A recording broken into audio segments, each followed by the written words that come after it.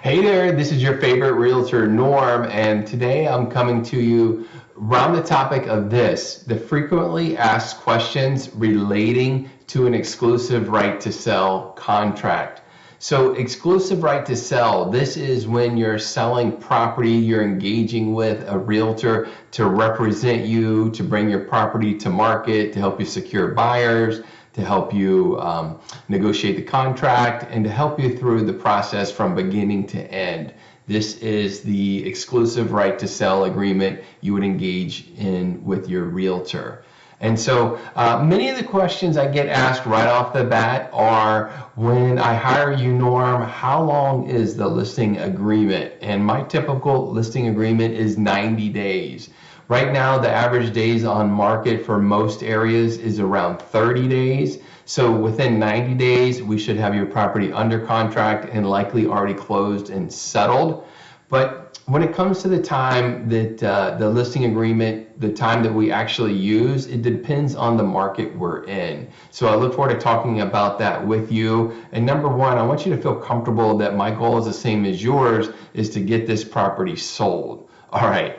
The other question I get very often is, how much commission do I charge? Well, first of all, in the state of Virginia, commission is 100% negotiable. So don't let any realtor tell you otherwise. Commission is 100% negotiable. So let me know what you're thinking. I can let you know what I'm thinking and how we can use the commission as a tool to potentially attract the outcome that you're looking for. And I'm happy to show you all the numbers involved as a transparency so you can see exactly what I'm charging and how that works, what you get. I do that in the form of a net sheet. That'll show you what we're selling it for, a list of any fees involved, and then you could compare with other agents and you'll know exactly what you're going to walk away with. The other thing I just want to caution you on is you do tend to get what you pay for around commission.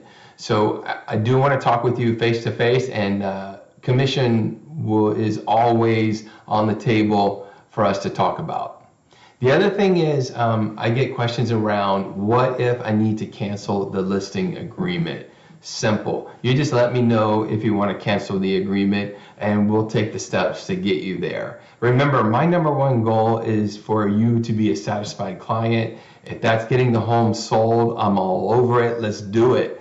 If you've changed your mind through the process and you don't want to sell anymore, I'm not here to stop you. I want you to get what you want out of that. And if it's staying in the property, let's do it. Let's cancel the agreement. And then that way you can just get back to living your life and feel very comfortable. But in general, that's something you want to talk to your agent about in terms of how you can get out or cancel the agreement. The other thing I hear a lot these days is around permitting, and do I need to provide permits or anything for work done at my home?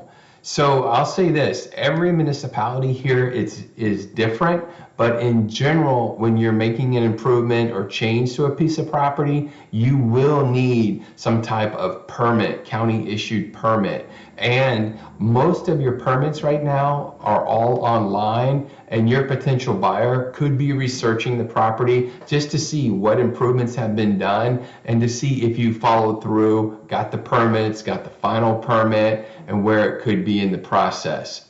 So some buyers may not ask for the permits, but technically you should have everything closed, neat and tidy, and that's what your buyer's looking for. The other question I'm getting right now is, how do I sell as is? What a great question. You know, as a seller, this is a fabulous time to be bringing properties to the market. I say that because inventory is down almost 30%, meaning sellers are having a fabulous time coming to the market right now because they're getting the multiple offers. This is your best chance to get those. Also, you're getting lower to no contingencies. This means potentially no home inspection, no financing contingency. As a seller, you want this. It's going to boast and boost your confidence that you've got a super offer. So as is. In Virginia, selling as is the norm because Virginia is a buyer beware state, meaning that all sellers are selling as is. What happens is in different markets, maybe more of a buyer's market, you see home inspection contingencies. So there's two ways to do it. Right now, you're selling as is, and buyers aren't pushing back because there's so much buyer competition. Buyers have to waive contingencies to compete and win the bid. In a different type of market where maybe it's more of a buyer's market, you're going to see home inspection contingencies, sellers selling as is, but buyer's going to want to do a home inspection, and then right after, the buyer is going to submit to the seller a list of repairs, requested repairs. These repairs could be anything from heating, electrical, something at the property, but they will ask the seller to repair those items, and those items, that comes with a cost if the seller takes that on.